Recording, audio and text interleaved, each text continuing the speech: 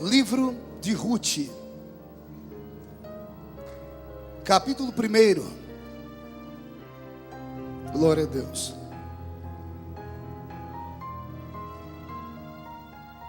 Capítulo 1 do livro de Ruth. Quem encontrou, diga amém. Está escrito assim: nos dias em que julgavam os juízes, houve fome na terra. E um homem de Belém de Judá saiu a habitar na terra de Moabe, com sua mulher e seus 2 filhos. Este homem se chamava Elimeleque, e sua mulher Noemi. E os seus filhos se chamavam Malom e Quilion. Efrateus de Belém de Judá vieram à terra de Moabe e ficaram ali. E morreu Elimeleque, marido de Noemi, e ficou com ela seus 2 filhos, os quais se casaram com mulheres moabitas. Era o nome de uma órfã e o nome da outra Ruth. Ficaram ali quase 10 anos. Morreram também ambos, Malom e Quilion, ficando assim a mulher desamparada de seus 2 filhos e do seu marido.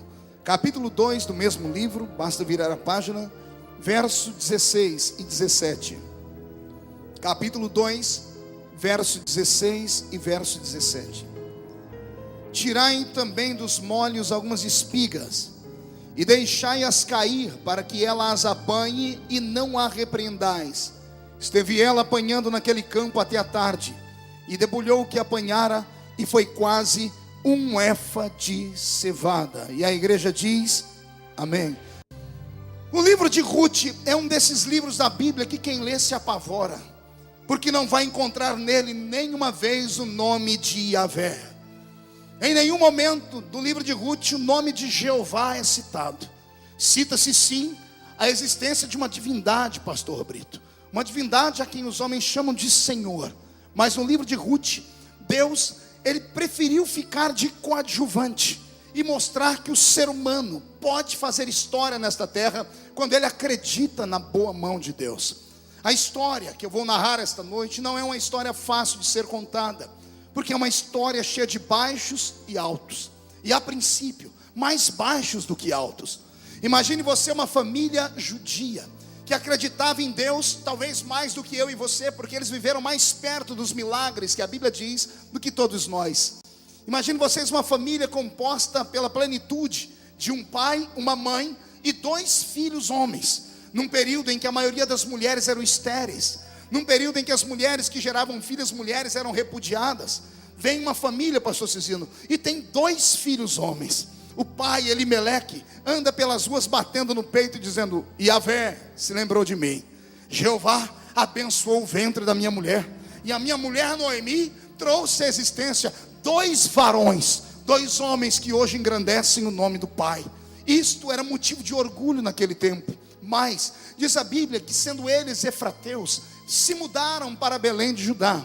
E em Belém de Judá houve indícios, houve fofocas de que haveria um tempo de sequidão, que haveria um tempo de fome, haveria um tempo onde todas as coisas que suprem a necessidade, o mínimo necessário do ser humano, seria arrancado daquele lugar. E o pai, Elimeleque, sem orar a Deus, sem questionar os profetas, sem conversar com o sumo sacerdote, sendo dono do seu nariz e o chefe da sua casa, sendo pastor do seu lar, sendo sacerdote da sua casa, ele toma a sua mulher, manda ela arrumar as roupas, pega os filhos e sai de Belém de Judá sem perguntar nada a ninguém, debaixo do medo da fome, prefeita.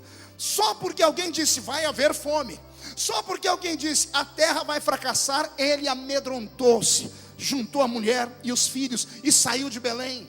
E ao invés de ir para uma das cidades abençoadas pelo Senhor, porque a terra de Israel era vasta, a Bíblia diz que ele sai de Belém de Judá e desce para a terra de Moabe. Eu preciso que a igreja memorize essas 2 terras, Belém de Judá e Moabe. Para você memorizar, Belém de Judá e Moabe. O que é que eu pedi para você memorizar? Não ouvi?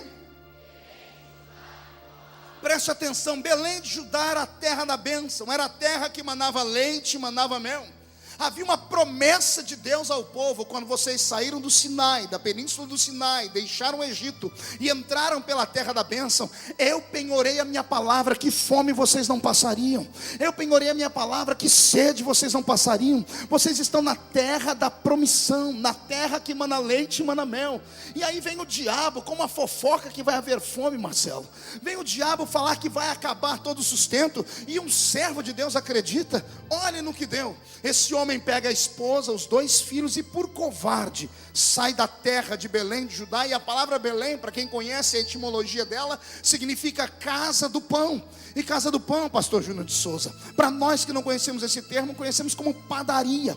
É um contrassenso, é algo que não dá para ser explicado. Como é que na casa do pão, como é que no lugar onde se faz a comida vai faltar a comida? Como é que na casa onde Deus promete dar o pão vai faltar o pão? Esse homem se amedrontou. E eu quero aqui parar um minutinho para falar sobre esta palavra covardia, sobre esta palavra que traz miséria sobre a vida de todos aqueles que servem a Deus. Ao ímpio eu não tenho o que falar. O ímpio é maldito porque não tem coragem de encarar a realidade. Quando ele se vê acuado, ele enche a cara de cachaça. Quando ele se vê acuado, ele injeta drogas na sua veia. Quando ele se vê acuado, ele mata para sobreviver. Quando ele se vê acuado, quando ele se vê amedrontado, ele foge e some da terra, porque o ímpio não tem onde se apoiar. O Senhor diz assim, que aquele que confia só em carros e em cavalos acaba fugindo dos inimigos, mas aqueles que confiam no nome do Senhor não fogem jamais. A Bíblia Sagrada diz que quem está em Deus pode vir contra ele 11.000 soldados armados, ele não se move, porque ele sabe que 1.000 cai de um lado e 10.000 cai do outro lado, e ele não pode ser atingido. A Bíblia Sagrada diz que Deus não nos deu um espírito de medo, mas um espírito de fortaleza, em o nome do Senhor. E quem crê nessa fortaleza, então murcha a barriga, estufe o peito e acotovele o irmão do seu lado, diga: não seja covarde. Não é para falar de maneira doce, é para dar um berro na orelha do seu irmão, diga: não seja covarde. Se te mostrares fraco no dia da angústia, você não conhecerá o dia da vitória. Deus, Ele ajuda o fraco, mas Ele vomita o covarde. E eu não serei vomitado, essa igreja não será vomitada, os pentecostais dessa nação não serão vomitados. Mas aquele que não suportar este vento vai cair e vai perder os melhores dias de sua vida. Olha o que é que a covardia faz. Num país onde, pelo censo do IBGE, 95% das pessoas se declaram cristãs, e os cristãos são cristãos, e os cristãos leem a Bíblia, ou pelo menos sabem o que está escrito, e respeitam no mínimo o Novo Testamento, e no máximo respeitam o Velho e o Novo Testamento. Num país onde 95% das pessoas dizem que servem a Deus, menos de 5% dessa nação são promíscuos, onde são homens e mulheres catalogados como afeminados, como gays, lésbicas, travestis, transexuais e pederastas. Grave bem isso que eu estou dizendo. Num país onde menos de 5% da população é isso, esses 5% apavora o país inteiro. Há menos de 60 dias atrás, o Supremo Tribunal Federal do Brasil, onde os homens usam as suas estolas sacerdotais do Ministério da Justiça, assinaram a lei dizendo que homem e mulher pode viver uma união estável, parecido com o casamento. A igreja fez só um barulhinho e acuou. 30 dias atrás, entrou pelas portas do Supremo Tribunal de Justiça a mesma lei, só que dessa vez pedindo a união civil.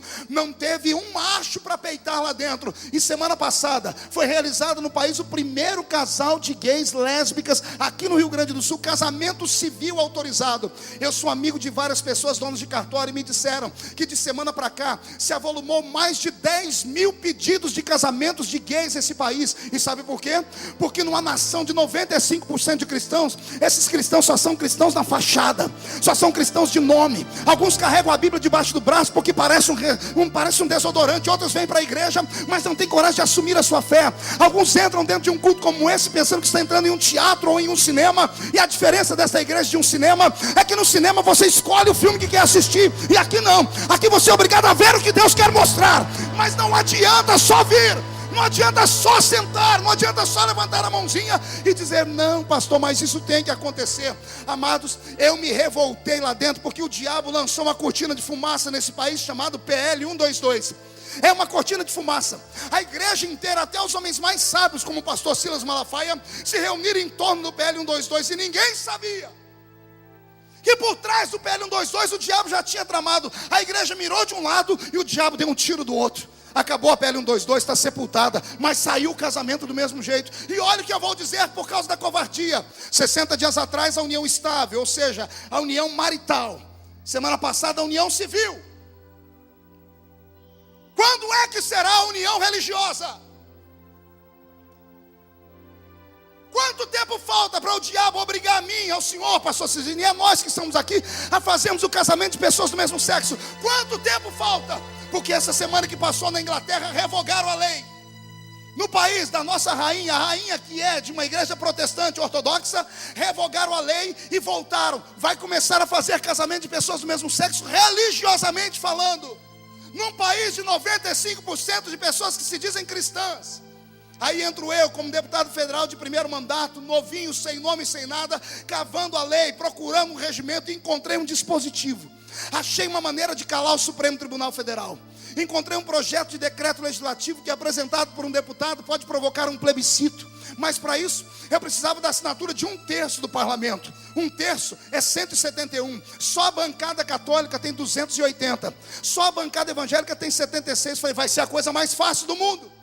3 meses eu bati na porta de 512 gabinetes, porque só teve um dos 512 que não aceitou, que era o Jean Willis, que é um deputado homossexual, e ele está fazendo o papel dele, lutando pela turma dele. Ele era o único contrário ao plebiscito. Os 512 deputados disseram, nós estamos com você, apoiamos, e eu abri um sorriso e disse, então assina. Calma, não dá glória a Deus ainda não. Eu disse, se você está comigo, assina.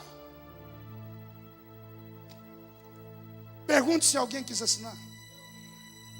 Pasme, gente da bancada evangélica, pastores, olharam para mim e disseram, Marcos, você está mexendo um vespeiro. Não mexe nisso não, esse povo tem gente infiltrada em todos os lugares do Brasil. Teve uma irmã evangélica nossa, olhou para mim e disse assim, não, nós não podemos impedir, é o anticristo chegando, tem que acontecer. Eu falei, covarde, a Bíblia diz que o espírito do anticristo não pode operar ainda, porque existe um que o detém aqui, é o Espírito Santo que está em mim, está em você. A igreja ainda é a luz do mundo e o sal da terra. Eu sei que nesse momento, ouvindo aqui, está a irmã Marisa Lobo, ela é uma psicóloga cristã, está enfrentando toda a ala dos gays desse país sozinha. Raramente se levanta alguém, senhoras e senhores, foram 3 meses, e pela surdina, sendo humilhado por gente da igreja, sendo humilhado por gente católica que dizia, eu sou a favor, mas não posso assinar, porque gay também vota, porque os gays são poderosos, porque eles vão impedir as pessoas, vão mandar as pessoas embora. Eu disse, bando de covardes. Olharam para mim semana passada e disse, você vai morrer. Eu disse, eu morro, mas não deixo de fazer aquilo que Deus me colocou aqui para fazer. Tem que ter alguém que tenha coragem. Eu desperto nesta noite em nome de Jesus o seu espírito. Você não pode vir para o culto e ficar do jeito que você está. Você não está vendo que a igreja parou nesses últimos anos? Você não está vendo que até a maneira de adorarmos mudou nesses últimos anos? Você não está vendo que o nosso culto está mais light nos últimos anos? As músicas são bonitas, mas não mexe com fervor, faz a gente chorar, faz a gente mexer o bracinho para lá e para cá. Os cultos estão parecendo circo, porque os crentes gostam de vir para ouvir piada no culto. Senhoras e senhores, o diabo está fazendo festa, mas hoje acaba a festa dele, pelo menos nesse lugar. Eu quero saber se tem alguém com coragem aqui nesse lugar. Tem alguém com coragem? Então levante a mão para cima e sacode ela. Agarra o irmão do seu lado. Vamos ver se você tem coragem mesmo. Oh, nem para agarrar o ombro do irmão você prestou. Agarra o irmão do seu lado, é para agarrar. Chacoalha ele até ele ficar irritado. Irrita ele. Não tira ele do lugar. Diga, Deus te trouxe aqui para isso. Reage, diga, Deus te trouxe aqui para isso. Deus te trouxe aqui para sacudir a sua coragem. Reage.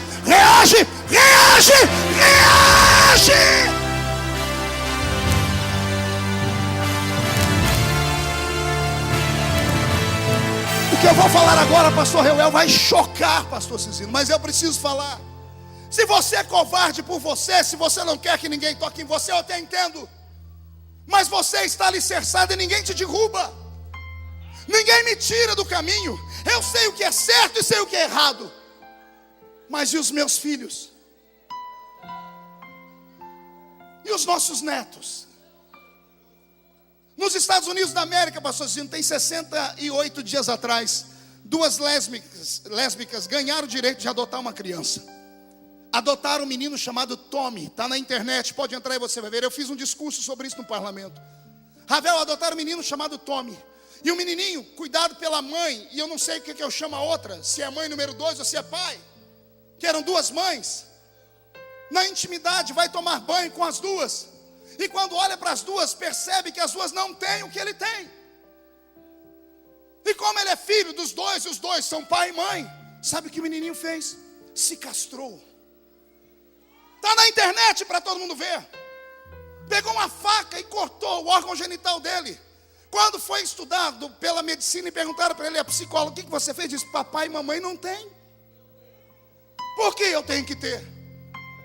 Mas o pior não é isso, elas não foram presas, ganharam na justiça o direito de injetar no menino hormônio para mexer dentro dele, para a puberdade não sair afora, esperar ele crescer para ver o que é que ele quer ser, se é homem ou se é mulher. Tem a foto do menino na internet, não é mais Tommy, elas chamam ele de Tammy. Está com os cabelinhos compridinhos e vestindo vestido. Aí vai me dizer que essa criança escolheu por livre e espontânea vontade? O gay mais famoso que existiu nesse país chamava-se Clodovil, e ele falou publicamente, eu não nasci gay, fui criado pelo meu tio era gay, eu virei gay. A influência, será que a igreja percebe o que estamos vivendo?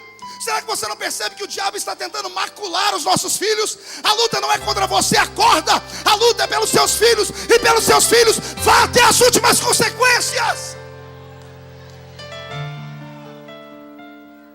A covardia leva-nos à letargia. E a letargia faz uma igreja como essa, que tem 40 milhões de evangélicos no país, não fazer exatamente nada. É uma fogueira de vaidades. Você não sabe o que o diabo faz naquele parlamento. Eu estou apavorado, pastor Cizino. 3 semanas atrás, pastor Reuel, foi votado o Estatuto do Adolescente, Estatuto da Juventude, bonito, saiu no Jornal Nacional. Os adolescentes agora têm direitos e deveres. Eu cheguei às 6 horas da tarde lá no plenário e pedi para ver o projeto. Mas quando você vê acontecer as coisas no plenário, aquilo ali é só um teatro. As coisas já aconteceram no colégio de líderes. São 40 deputados que mandam, os líderes de cada partido. Eles entram, se acertam, e o que você vê acontecer no plenário é um mero teatro. Aquilo ali é só para inglês ver, porque já foi acertado antes. E eu perguntei ao moço que trabalha no partido, e aí ele disse, não, já foi votado, vai ser votado aqui por consenso, o Estatuto da Juventude. Está a imprensa esperando, eu disse, deixa eu ler o Estatuto da Juventude. 2 itens do Estatuto da Juventude desgraçava a gente de novo. Um item dizia assim, cabe ao MEC o direito de ensinar os nossos filhos sobre a orientação sexual. Quer que eu traduza? O kit gay que nós tiramos alguns meses atrás, ia entrar de novo. E aí eu fui no líder do meu partido, do PSC, que é o Partido Social Cristão, que tem a família em primeiro lugar, e falei, como é que você concorda com isso? Ele diz, não, mas o MEC tem o direito de ensinar, tem direito de ensinar meu filho a ler e escrever. Se ele é homem e mulher, quem ensina ele sou eu que sou pai. Eu que sou pai. Travamos a votação no dia seguinte, quando a bancada evangélica viu, aí apareceu todo mundo. E me esqueceram de lado. Aí pensa num baixinho com raiva. Chamei o líder da frente parlamentar evangélica e disse assim, você é homem ou um saco de pipoca? Vocês ficam dormindo atrás das mesas, esperando os holofotes, os brilhos da luz da Rede Globo. Quando aparece algum feito que a frente parlamentar faz, todo mundo quer aparecer na foto. E eu que descobri essa porcaria, você nem citou meu nome? Aí ele, perdão pastor, foi lá para o microfone e disse, irmão, eu quero aqui dizer para todo mundo que nós agradecemos ao pastor Marco Feliciano. Eu falei, não quero que o meu nome seja divulgado, eu só quero que haja uma coisa que chama-se coesão, união. Senhoras e senhores, há uma fogueira de vaidades no parlamento, como há uma fogueira de vaidades na igreja, como há uma fogueira de vaidades em todas as denominações. Se nós não passarmos por cima do nosso ego, se nós não esquecermos do nosso nome e focarmos o nome de Jesus, o diabo vai cirandar. Eu quero nessa noite pegar uma palmada e lapiar Satanás. Eu quero que o diabo entenda que ele pode até rugir como um leão, mas ele não é um leão. O leão da tribo de Judá ainda mora dentro de nós.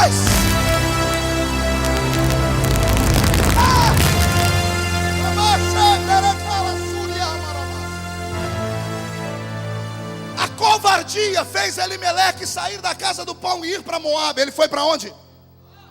Você se lembra da palavra Moabe? Quem se lembrar da palavra Moabe vai ter arrepios. Vai se lembrar que Moabe era uma terra maldita.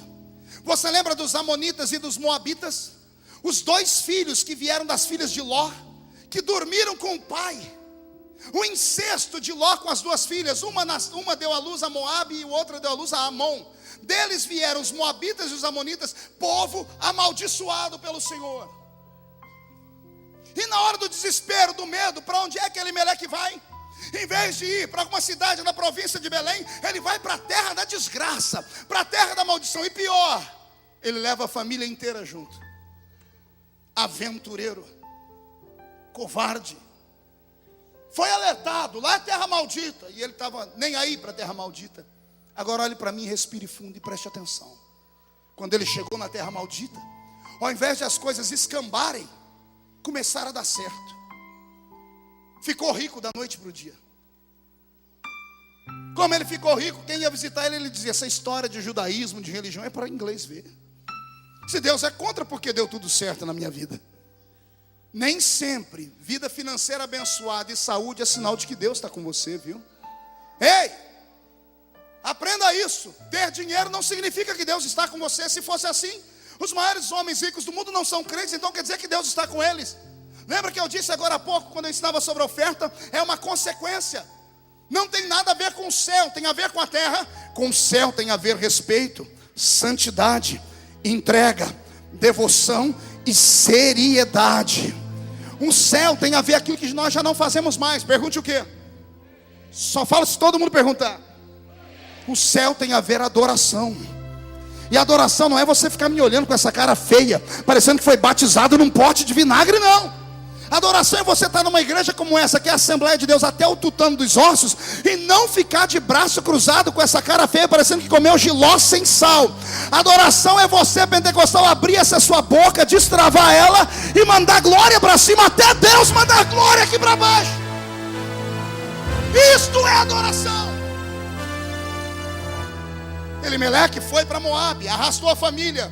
A Bíblia diz que um belo dia, ele rico, olhando para tudo, deve ter sido com ele que Jesus se baseou aquela parábola, pastor Cizino. Jesus contou uma história que um dia tinha um homem muito rico. Um dia ele abriu o celeiro dele, olhou e disse: farta-te minha alma. Até que alguém bateu na porta da casa dele. Respire fundo. Até o dia que alguém bateu na porta da casa dele. E quando ele abriu a porta, ele encontrou um agente de Deus que quando vem não volta sozinho. Que quando vem não vem pedir conselho nem dar conselho. Que quando vem não manda telegrama nem telex. Que quando vem, vem para executar. Bateu na porta de Elimeleque o anjo da morte. Eu vou falar de novo. Bateu na porta de Elimeleque o anjo da morte. E o anjo da morte, quando ele abriu a porta, levantou a foice e cortou o cordão de prata que liga o homem a esta terra. E não deu tempo de Elimeleque fazer mais nada. E deve ter sido o anjo que disse: e agora? Do que adiantou ter o celeiro cheio? O que você plantou, para quem vai ficar? E morre Elimeleque. Mas a Bíblia diz que a desgraça não parou. Daqui a pouco os dois filhos que ficaram ricos com o pai, porque naquela época a família morava tudo junto, se casaram. Malom e Quilion, um se casou com Orfa e o outro se casou com uma moça chamada Ruth, que é a protagonista da minha história. E quando eles se casaram, deram aquele banquete, os vizinhos e os amigos de Belém vieram. E quando vieram, ouviram um mau testemunho de Elimeleque bebendo o seu vinho, dizendo: essa história de que Deus pesa a mão é conversa. No casamento dos filhos ele ainda estava vivo, e alguém ouviu dizer: essa história de que a gente tem que guardar a santidade é conversa. Isso é conversa de religioso, é conversa desses velhos carocas da igreja que já estão morrendo. Isso é conversa.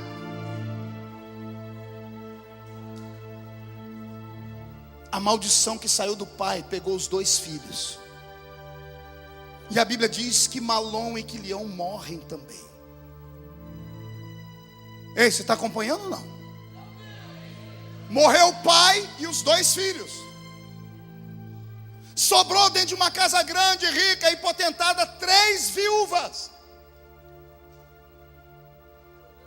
E a viúva Mor que sobrou, que o nome era Noemi, ela se batizou com outro nome. Ela diz: meu nome não é mais Noemi, agora é Mara, porque eu estou amargurada. O peso da mão de Deus veio. Escute o que eu estou falando. O peso da mão de Deus veio. Pai, escute o que eu estou falando. Os filhos pagam pelos erros dos pais.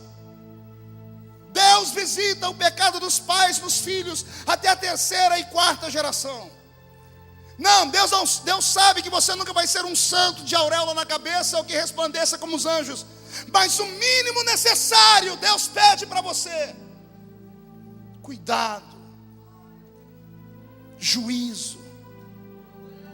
Não é porque você fez e até agora não veio nada da mão de Deus. O que te ensinaram é mentira. Deus é longânimo. Eu vou falar de novo: Deus é longânimo. O que eu quero atingir e fazer na hora, justiça na hora, Deus dá tempo. Deus amarra em volta do crente um laço chamado misericórdia, e vai dando, e vai dando, e vai dando. E o crente tem que ter juízo e entender: gente, calma aí, eu preciso voltar, eu já fui longe demais. E alguém diz: nada, pode ir, continua. Vai, essa história é conversa. Chega uma hora que o cordão se arrebenta, gente. Nós temos 1 milhão de histórias assim. Ainda dá tempo.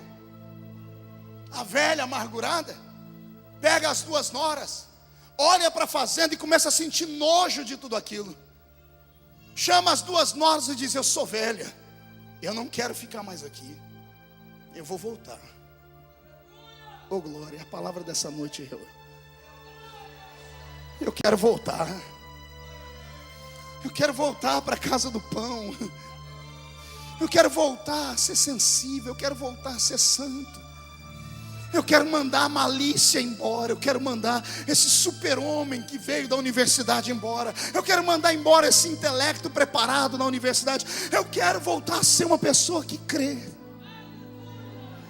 Eu quero voltar a ser uma pessoa que acredita em anjo, que acredita em línguas, que acredita em gente dançando, caindo, levantando. Olha o que é que o conhecimento e o poder e o dinheiro faz.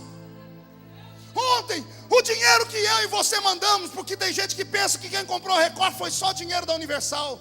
O Brasil inteiro mandou oferta para eles. Os assembleianos, os batistas, os metodistas, os wesleyanos, todo mundo mandou dinheiro para comprar a Record. Pergunta se eu, como pastor que estou na televisão, consigo um programa lá.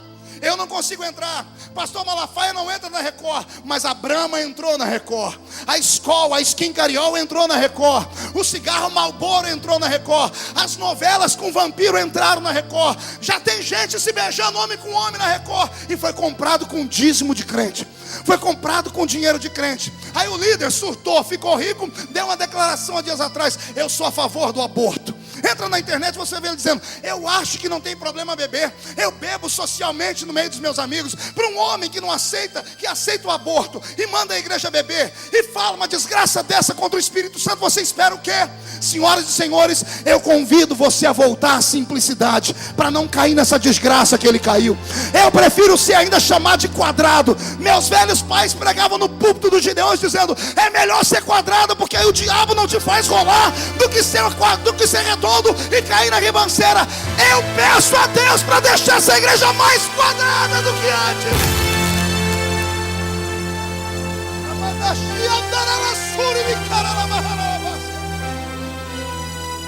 Pastor, o que é isso, pastor? Isso é o evangelho. É o evangelho que, por culpa minha e dos pregadores que estão aqui, não tem sido mais pregado com verdade. Está faltando na gente coragem. A gente se reúne e quando falei: como é que foi lá? Foi uma bênção. Jesus curou? Não, a oferta foi boa. Não, nós encantamos o coração do pastor Cizinho, do pastor Real, o resto está tudo bem. Você sabia que tem gente que prega aqui só para te agradar, Real? Você sabia, pastor Cizinho? Está errado, gente. O senhor está fazendo uma meia-culpa, pastor? Pode até ser que sim. É melhor se arrepender enquanto está vivo. Se Deus me permitir, o Senhor me trouxer o ano que vem, o Senhor vai ver que eu vou pregar nesse púlpito. Você é excluído, mas eu vou pregar com verdade. Chega, eu não quero o sangue de uma geração inteira sobre a minha mão. Eu sei o que o diabo está fazendo. Eu quero crer que Deus vai levantar aqui da Umades jovens que vão entrar num período de santidade. Deus vai levantar no meio da igreja senhoras que vão voltar a um período de santidade. Deus vai levantar entre os pregadores homens com coragem de pregar a verdade de novo. Vai haver um renovo nesse país. O que o bispo Macedo fez, ele achou que ia ter um efeito contrário e ia desgraçar. Ele está despertando a gente para a verdade. Satanás vai ter que se mudar do Brasil. Eu profetizo que os terreiros de macumba vão fechar, Júnior Bola. Eu profetizo que Zé Pilintra, Zé Pilantra, Chucaveira, Tranca-Rua, Preto Velho vão ter que cantar em outra praia. O Espírito Santo vai voltar a operar no nosso meio. Alguém crê, alguém crê, alguém crê. Então grita, pelo amor de Deus, descruza a perna, pelo amor de Deus. Para de mandar mensagem pelo telefone, pelo amor de Deus. Abre a sua boca para adorar.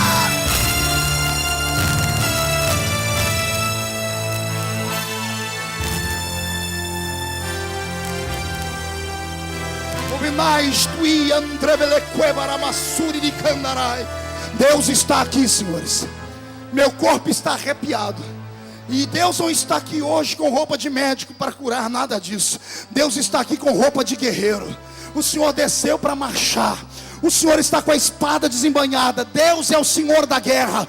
Quando você sair por aquela porta, você vai sentir arrepios no seu corpo. Vai ter pessoas que não vão dormir essa noite. Vai ter pessoas que vão passar uma semana inteira sem dormir. Vão voltar a colocar a sua consciência na mão de Deus. Deus está libertando. Deus está libertando. Pega, pega, pega a sua parte. Pega, pega.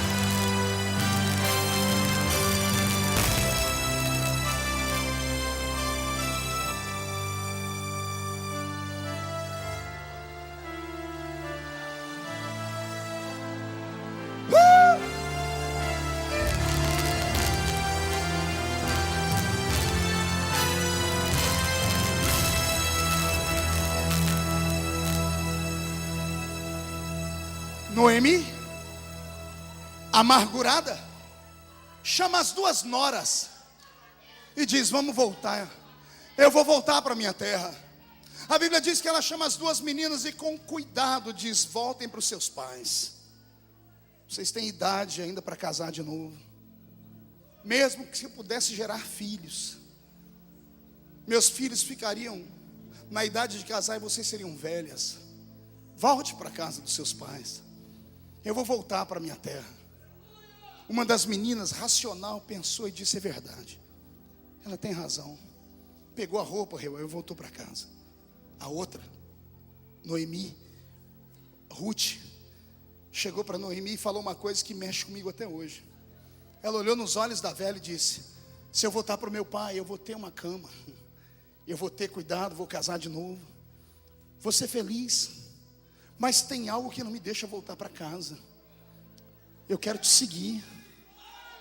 Mas por quê? E ela diz: a partir de hoje, o seu Deus será meu Deus. A sua terra será a minha terra. Onde você morrer, vou morrer eu. E eu, Júnior, pensei: o que levou essa moça a seguir aquela velha?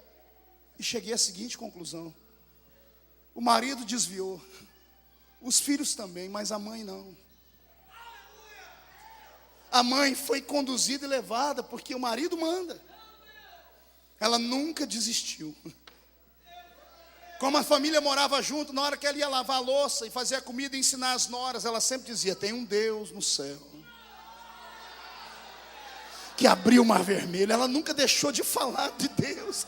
Ela nunca deixou de contar os mistérios, os milagres. Alguém precisa voltar a contar de Deus. Alguém precisa voltar a falar dos milagres de Deus. Ah, meu Jesus. Ruth se converteu vendo a sogra pregar. Para quem não acredita em milagre, a sogra converteu a nora. E a nora juntou os panos com a velha. Agora respire fundo. Eu vou fazer um desenho na sua mente. Quero que você enxergue para que você sinta. Lembra quando a Bíblia diz da história do bom samaritano, que um homem saiu de Jerusalém, descendo para Jericó, encontrou assaltantes no caminho, foi assaltado. Naquele tempo antigo havia homens que ficavam à espreita no deserto, e eles não respeitavam homens. Agora imagine duas mulheres vestindo roupa preta, com um saquinho nas costas, voltando para Belém. A situação delas, Raíssa, era tão miserável que nem os bandidos tinham coragem de atacar. Os bandidos tinham dó delas. Quando elas entraram na porta de Belém, todo mundo espera que quando o desviado, o afastado volta, alguém vem abraçar ele. Não é assim que a gente quer? A gente espera que alguém venha dar uma oportunidade a ele. Não é assim que a gente quer. As duas entraram na cidade, ninguém deu para eles nenhum lugar de dormir. Elas iam andando e as pessoas iam dizendo: aquela ali é Noemi. O marido desviou, levaram os filhos. Cadê os maridos? E alguém diz: morreu todo mundo. E alguém falando: eu? Ajudar? Isola. As pessoas só se aproximam da gente quando a gente está bem. As pessoas visitam a gente quando tem festa em casa. Mas quando desgraça a vida da gente, ninguém estende a mão para nada. E agora nós temos um problema, pergunte qual? Quem tem que voltar é só Noemi. Quem tem que sofrer o preconceito é só Noemi. Mas agora vem com Noemi uma moabita, alguém da terra maldita, alguém do lugar que não presta para nada. E ela sofre o preconceito junto com a sogra, mas ela não arreia o pé. Ela diz para a sogra: se é para morrer, eu morro contigo aqui. Mas o seu testemunho foi o suficiente para eu acreditar que tem um Deus no céu que pode cuidar da gente. Ruth era bonita, era jovem, saiu pelas ruas da cidade procurando emprego, mas nem de babá ela conseguiu. Quando alguém olhava para ela, via beleza e perguntava para ela: de onde você é, de que província? Ela dizia: eu sou de Moabe. E alguém lembrava: Moabe? Filhos de Ló, amaldiçoados. Batiam a porta na cara. A Bíblia diz que ela atravessou a cidade, Marco Aurélio, e lá no fim da cidade começava a roça. Beto, muda a música para mim. Começou a roça. Roça era feito para homem. Homem aguenta o poder do sol. Eles colhiam espigas naquele lugar, amarravam um balaio na cintura e andavam pelas eiras, os talhões. Quem já trabalhou na roça sabe do que eu estou falando. Eu já apanhei laranja, algodão, café, corte de cana. E no corte de cana e do algodão a gente ia pelas eiras, colhendo e colocando no balaio. Para um homem que tem habilidade e força é fácil. Para uma moça, princesa, filha de fazendeiro, ela não precisava estar ali, gente. Mas ela olhou por trás do ombro e viu a sogra com fome e rejeitada. Oh, meu Deus. Ela pediu emprego. O emprego que deram para ela, se você ler a história com o meu livro, você vai entender que deram emprego para ela para debochar dela. Porque os homens colhiam rápido, pastor Cisne, e ela era uma moça. E quando os homens colhiam rápido, vinham todo mundo para cá para olhar para ela, para ver ela sofrer. A Bíblia diz que ela ia rabiscar espigas de cevada. Como a gente não conhece muito bem cevada, vamos imaginar uma espiga de milho. Já viu alguém quebrar milho, colher milho? Pegam no talhão do milho e colocam aqui dentro. Homem vai numa agilidade, porque tem força. Lá vem Ruth, princesa, filha de fazendeiro, casou com um fazendeiro, a mão era lisinha. E ela começa a tentar colher as espigas, mas não tem força, não tem habilidade. O que os homens fazem em 10 minutos, ela leva 3 horas. Quando está findando o dia, está todo mundo lá rindo dela, porque está todo mundo com seus balaios cheios. E está Ruth, Júnior, com 3, 4 espiguinhas. A Bíblia diz que quando eles estavam rindo demais, entrou dentro da roça um carro, uma carruagem. E quando abriu a porta da carruagem, desce o dono da fazenda. Ah, meu Deus! Desce da carruagem o dono da fazenda. O nome dele era Boaz. A palavra Boaz significa dono de todas as coisas. Quando Boaz desceu e começou a sondar as eiras, os empregados se apavoraram, porque quando ele fosse olhar a eira onde Ruth estava, todo mundo ia sofrer repreensão. Então o capataz vai atrás dele para falar para ele. Quando ele olha, diz: o que aquela moça está fazendo ali? Aí o capataz tenta convencer: senhor, ela estava passando fome, ela veio aqui pedir, senhor, desculpe, eu sei que aqui o senhor só contrata homem, mas o patrão diz assim: cala a boca, deixa eu olhar ela. Ela está suada, a mão machucada, a pele queimada. De vez em quando ela olha para o sol e diz: esse brilho deve ser o sol do Deus da minha sogra. Ela me disse que o Deus dela é o sol da justiça. Eu vou acreditar no sol da justiça. Eu quero que você pare a cena. Ela está colhendo espigas, pastor Cizinho. Tem 2 seres olhando para ela, Reuel. Um é o dono do mundo, está com a janela aberta olhando, uma moabita maldita, querendo levar comida para uma judia. Deus está olhando do céu, aí chega o dono da fazenda e fica olhando para ela também. Está entendendo a cena, não? Você que gosta de romance, não precisa assistir novela, não. Leia a Bíblia. Esse romance é verdadeiro. O dono do mundo está olhando de cima para baixo, e o dono da fazenda está olhando de baixo para o lado. Não prestou. Deus olhou para ela e olhou para ele e disse: ah, Boaz chegou ali. Deus pegou a mão dele, apontou para o coração de Boaz. Deus não precisa de Cupido. Cupido é Deus grego. Deus não precisa de anjinho com bumbum de fora para jogar flecha. Não, Deus é amor. Deus é um ser romântico. Ele amou a igreja antes dela nascer. Deus aponta para o coração dele, dá um tiro e diz: Boaz se apaixona por essa empregada. Olha o improvável. O dono da fazenda se apaixona pela moça que trabalha na roça. E ele fica olhando ela. E o capataz está aqui tentando dar desculpa. Olha o que ele faz, capataz. Cadê os homens que colheram aqui? Está tudo aqui, senhor. O que o senhor quer fazer? Já pagou eles? Já paguei. Pega tudo que eles escolheram. Mas para quê, senhor? Pega, eu estou mandando. Vem os homens arrastando os balaios, pastor dizendo: pois não. O que o senhor quer? Está vendo aquela moça? Eu vou chamar ela para conversar.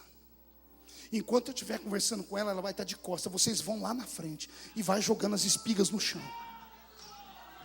Mas nós, não importa, eu já paguei vocês, não já? Vai jogar tudo, vai facilitar. Eu quero ajudar ela, mas ela não pode saber. Mas como assim? Tudo que você já colheu, joga na frente dela. E Boaz chama ela e começa a conversar com ela: quem é você? E ela começa a dizer para ele. Enquanto isso, os homens estão lá jogando as espigas. E quando termina o diálogo, ele diz: pode voltar a trabalhar. Quando ela volta para o trabalho, pastor Zina, ela olha e acha que está tendo vertigem. As espigas não estão no pé, está no chão. E é mais fácil pegar. Ela pega uma espiga, joga aqui dentro, ninguém repreende. Tem outra, ela pega a outra, joga aqui dentro. O que ela não fez a manhã e a tarde inteira, ela faz em 10 minutos. Em 10 minutos ela vem arrastando aquele balaio. E está todo mundo olhando e ninguém mais ri. Porque agora ninguém ri, porque o dono que mandou fazer. Ei, eu tenho um recado para você nessa noite. O dono dessa jossa aqui, o dono dessa roça aqui, o dono dessa igreja aqui, o dono desse ministério aqui, está mandando te dizer que se ninguém te ajuda, ele vai obrigar alguém a te ajudar. Não, você não entendeu? Eu vou repetir. Eu quero ver como é que vai ficar a língua daqueles que falavam que você não ia prestar para nada, que falavam que você não ia casar, que você não ia ser empregado, que você não ia pregar, não ia cantar. Eu quero ver o que vai acontecer com eles quando Deus fazer com você o que fez com o Jota. Eu lembro desse garotinho, falava ali com o Júnior agora há pouco. Esse menininho sofreu tanto no púlpito dos Gideões. Só o Eu e o pastor Cizinho deixava ele cantar. Ele vinha no meu paletó: pastor, deixa eu cantar. Eu falei: você tem que falar com eles. Muita gente ignorou ele, só esses dois deixaram. Hoje, todo mundo quer tirar foto com ele. Por quê? Porque sempre vai chegar o dia de Deus exaltar quem persevera.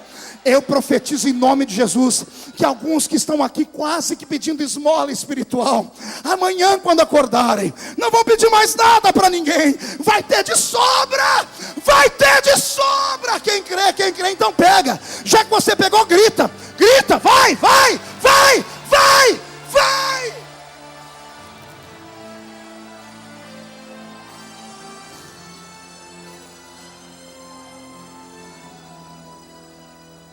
Agora vem a parte mais bonita. Pergunte qual?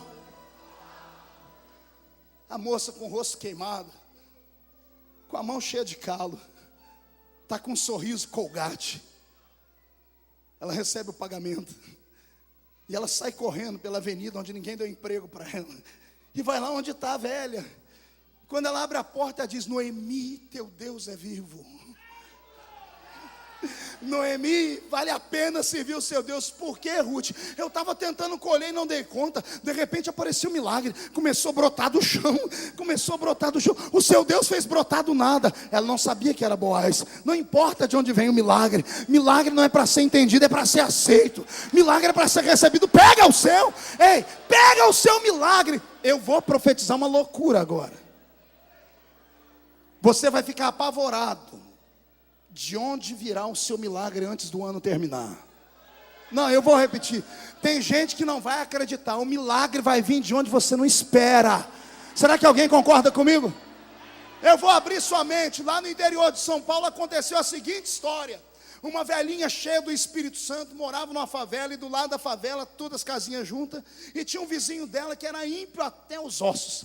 E a velha não conseguiu mais ter dinheiro para comprar comida, e num sábado de manhã ela abre a boca de joelho dobrado, diz: Jesus, acabou a comida, e eu quero comida. Porque está na Bíblia que o Senhor cuida do órfão e da viúva. E o vizinho está do lado de fora lavando a bicicleta. E ele escutou a velha falar de comida. Na hora o coração maligno dele acendeu. Ele chamou o outro vizinho e disse: sabe aquela velha louca que grita aí, que sai com a Bíblia no braço? Sei, o que tem ela? Ela está gritando lá no quarto, falando que não tem comida, pedindo para Deus mandar. Vamos fazer uma pegadinha com ela? Bora, o que nós vamos fazer? Você tem dinheiro aí? Tem um pouquinho. Foram numa quitanda ali perto, compraram uns negocinhos, disse para o menino: ó, você vai bater na porta daquela mulher e vai entregar na mesa dela. Quando ela perguntar quem mandou, você vai dizer: foi o diabo que mandou. E o moleque não entendeu nada, ganhou uma gorjetinha e foi. Quando bateu na porta e a irmã abriu, ela viu a compra, ela começou a gritar: obrigado, Senhor, tu és o meu marido, tu és o marido da viúva. E quando começou a colocar a despesa toda na mesa, as compras, e ele terminou. Quando terminou, ela disse para ele: moço, quem foi que mandou? E ele encheu o pulmão de ar e disse: foi o diabo que mandou para a senhora. E os dois lá do lado de fora esperavam um grito de revolta, e não viram um grito de revolta, viram um grito de glória a Deus. E a irmã começou a pular e falar em língua estranha, que tremeu o casebre. Os dois bateram na porta e falaram: dona, o que está acontecendo? Ele disse: milagre, milagre. Mas por que milagre? Uai, chegou comida na minha mesa, mas nós escutamos lá fora. O moço gritou, falou que foi o diabo. Como é que é milagre? Ele disse: é que os anjos estavam ocupados. E Deus, quando quer fazer milagre, faz até o diabo ser empregado dele, só para entregar o milagre na mão da gente. Quem crê nisso? Quem acredita nisso? Então dá um salto para cima, pega o seu milagre também. Fica de pé comigo, igreja do Senhor.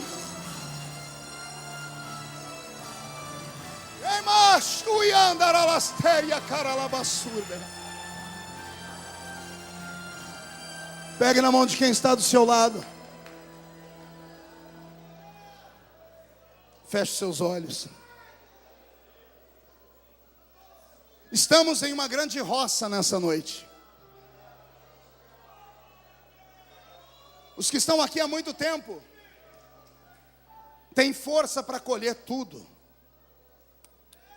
Mas hoje à noite veio você que está afastado. Na verdade, tem uns que vieram aqui hoje e nem sabem como é que entraram aqui. Eu sei. A Almad está orando por vocês há muito tempo. O coração do pastor da igreja está orando por você há muito tempo. Reuel em Nova York me disse: eu quero almas. Jesus vai trazer de volta. E eu passei a orar desde aquele dia, Reuel. Então você está aqui hoje porque Deus colocou um anzol no seu queixo. Você é a minha Ruth da história. E não me leve a mal sendo homem. Você veio para cá hoje para colher alguma coisa, mas eu sei que quando você chegou na porta, os irmãos antigos nem te olharam, te ignoraram, não te ajudaram. Mas mesmo assim você foi valente e ficou até agora aqui. Você já viu gente do seu lado falar em línguas, gente dar salto mortal, gente cantar, adorar, e você não consegue colher nada. Eu estou ouvindo barulho de uma carruagem chegar. É o dono da roça. O dono da roça chamou o capataz, o Espírito Santo. E ele está olhando para você dizendo: Espírito Santo, quem é aquele homem lá? Quem é aquela mulher? E ele está dizendo: é um moabita, amaldiçoado, rejeitado, perdeu tudo na vida e veio aqui hoje. Eu só dei serviço para ele por causa disso. E o dono da roça está dizendo: fica tranquilo, eu não estou triste não. Cadê os capatazes? Cadê os anjos? Estão aqui, Senhor.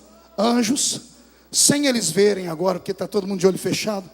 Pega as espigas, pega o milagre, pega a salvação, pega a cura, pega o perdão. Vai jogando na frente deles.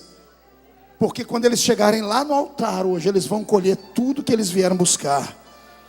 E hoje à noite, quando você voltar para casa, vai encontrar a sua velha mãe de cabelos grisalhos, que ela já não aguenta mais orar. E você vai dizer: mãe, eu colhi hoje, mãe.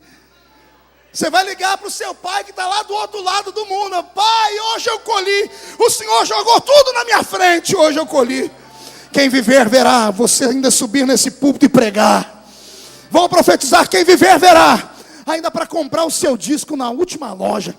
Quem viver verá para ver o seu testemunho no programa de televisão. Eu quero saber se tem alguém que acredita nesse tipo de profecia aqui. Você vai fechar os olhos agora e vai soltar a mão do seu irmão. De cabeça baixa, por favor. Não fique com medo nem triste, porque você não é o único. Tem 3 grupos nessa noite que precisam vir aqui à frente. O primeiro grupo são de homens e mulheres que estão afastados, que saíram daqui magoado ou daquela outra igreja magoado, foi excluído, excomungado. Teve gente que armou uma situação porque sabia que você ia dar muito fruto.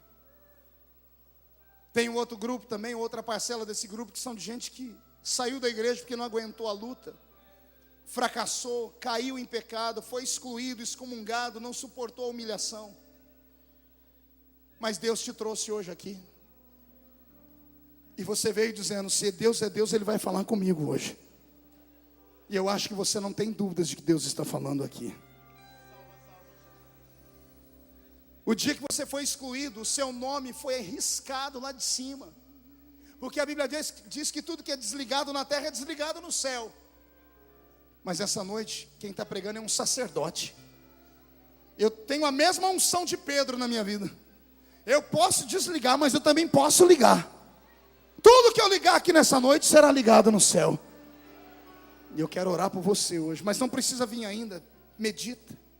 O segundo grupo são de pessoas, pastor Cizino, que estão aqui e não tomam mais a Santa Ceia. Você acredita, Reuel, que nós vivemos hoje um período onde os crentes vêm para a igreja e não tomam mais a ceia?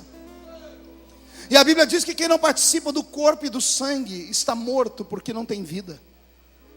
Ah, pastor, mas como é que eu vou tocar no corpo e no sangue se eu estou indigno? Deixa eu te contar um segredo hoje. O corpo e o sangue é só para quem é indigno. Como assim, pastor? O sangue, o vinho representa o sangue. E o que é que o sangue faz? Quem lembra o poder do sangue de Jesus? O sangue faz o que, igreja? Purifica. Então às vezes nós fazemos errado. Na ceia a gente só dá ceia para quem é santo. Quem é santo não precisa beber o vinho, porque não precisa ser purificado. Quem precisa ser purificado é aquele que está precisando mesmo. Pastor, mas eu estou indigno. A Bíblia diz que aquele que come e bebe indignamente, come e bebe para a sua própria condenação, não discernindo o corpo. O problema é tomar ceia sem discernir o corpo. Tem gente que não tem pecado da carne, mas toma Santa Ceia como se estivesse comendo um pedaço de pão. Participa da ceia olhando para o relógio, não vê na hora de acabar para ir para casa assistir a novela. Tem uns que tomam a Santa Ceia olhando para o outro do lado para ver se ele está tomando mesmo ou não, para depois sair falando para todo mundo. Esse come para a sua própria condenação. Mas aquele que pega o cálice tremendo, porque sabe que é um miserável, porque sabe que não pode, porque é um miserável, quando ele percebe que ele é um miserável, ele discerne o corpo. Ele entende porque que o corpo foi pendurado na cruz. E quando você participa da ceia, a Bíblia diz que um monte de doenças desaparecem. Você já viu algum crente falar que foi curado quando tomou a ceia? Eu sirvo a Deus há mais de 20 anos, nunca ouvi. Eu descobri que a doença que é curada na ceia é a doença da alma. É o pecado que te atormenta. Então você não tem motivo para ficar sem tomar a ceia. Se você fosse tão ruim como você pensa que é, você não estava aqui hoje. Feche os olhos. E o terceiro grupo são de pessoas que não são evangélicas e vieram hoje aqui. Não entenderam nada do que eu falei, mas sentiu o coração sacudir no peito. E está dizendo: hoje eu quero, pastor. Quero entregar minha vida para Jesus porque eu estou cansado de sofrer. A igreja vai fechar os olhos nesse momento. Eu queria que toda a Almadice descesse ali e abraçasse esse povo que veio à frente. O congresso é de vocês, jovens, mas venham com paixão. Dá um abraço, um beijo neles, mas vem rápido, vem rápido, vem rápido. Se for preciso, tira o salto, aí vocês andam mais rápido. Vem rápido, rápido. Isso, encontra um, outro, abraça eles. Enquanto eles vão abraçar você, nós vamos orar. A igreja estenda as mãos para cá. Ah, meu Deus. Ah, meu Deus. Obrigado, Senhor. Obrigado por ter tocado no coração do pastor Reuel, do pastor Cizino. Ter tocado no grupo para escolher esse tema. Obrigado por ter falado com seu filho dentro do avião, vindo de Fortaleza. Obrigado. Obrigado por ter lembrado ele de me chamar, porque eu precisava pregar desse jeito. Isso prova, Senhor, que o evangelista aqui dentro não morreu ainda. Senhor, comece a perdoar os erros e os pecados. Enquanto os jovens correndo, venham para o meio aqui, rápido, jovens, rápido, desçam pelo outro lado, tem outra escada, vamos lá, gente. Senhor, usa esses jovens agora, para onde eles tocarem com a mão deles, cai uma unção de fogo, uma unção de glória. Todos os que são batizados com o Espírito Santo comecem a ser renovados nessa hora.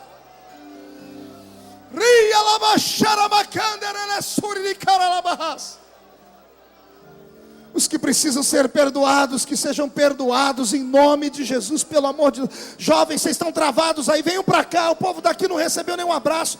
Vem empurrando, empurra alguém, abre o caminho, gente, vem, corre, corre, corre, corre.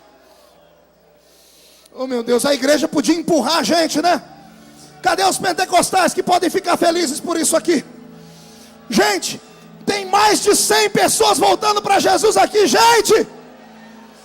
Ei! Se a trombeta tocasse há 5 minutos atrás, eles não iam para o céu. Se tocar agora, eles vão primeiro que a gente.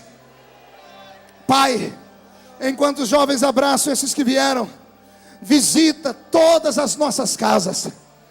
E onde houver alguém afastado, seus filhos vão levantar a mão. Todos os que têm um parente afastado, levante a mão. Abra as mãos. Ah, meu Deus. Senhor, deixa eu fazer um pedido de atrevimento. Faz os seus filhos sentirem um pouquinho da agonia que os parentes afastados sentem. Faz os seus filhos sentirem o frio que aqueles que estão afastados sentem. O medo de ir para o inferno que aqueles afastados sentem. E coloca na palma da mão deles hoje a sabedoria e a unção para que aqueles que estão afastados voltem. Aquele que acredita nisso, fecha sua mão e traz ao redor do peito em forma de um abraço. Vai haver uma explosão de salvação antes do ano terminar. Antes do dia 31 de dezembro de 2011. Seus filhos, seus parentes estarão sentados ao redor da mesa, com a alma limpa, a roupa lavada, nome escrito no livro da vida. Vão participar da ceia, da virada do ano juntos. Quem acredita em profecia, grita pelo menos para pegar ela. E o ano que vem teremos uma festa nesse lugar. E a igreja diz amém? Todos levante a mão direita para o céu comigo e diga em nome de Jesus: tudo que o diabo levou, Deus está me devolvendo nessa noite. Eu colhi as minhas espigas nessa noite, e Deus está me dando coragem nesta noite. Diga: todos os demônios que lutaram contra a minha vida, venham para a palma da minha mão agora. Feche a sua mão. Você tem coragem? Vou contar até 3, você vai jogar no chão e vai pisar em cima. Quando você pisar em cima, você vai abraçar 7 pessoas e vai dizer para eles: vamos para o céu. Porque o céu é o nosso destino, queira o diabo ou não. 1, você nunca mais será o mesmo. 1,5, sua família vai voltar a sentir orgulho de você depois dessa noite. 2, quem viver verá, para ver o que Deus está fazendo neste lugar hoje. 2,5, só quem vai para o céu dá um glória a Jesus aí. 3, jogue no chão, pise em cima e abrace 7 pessoas, mas gastam tempo. Vamos lá, Beto.